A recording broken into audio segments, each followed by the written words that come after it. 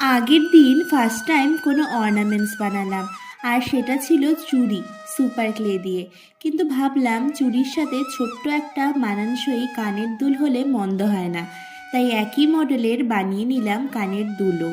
চুড়ির মতোই কানের দুলগুলোর বয়সও প্রায় 8-9 বছর হবে।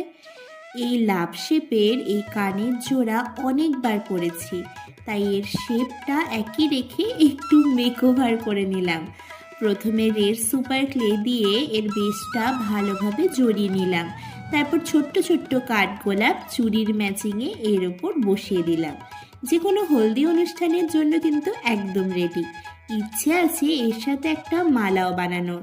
তোমরা জানিও তো বানাবো কিনা, আর এটা কেমন হলো সেটাও কিন্তু অবশ্যই জানিও।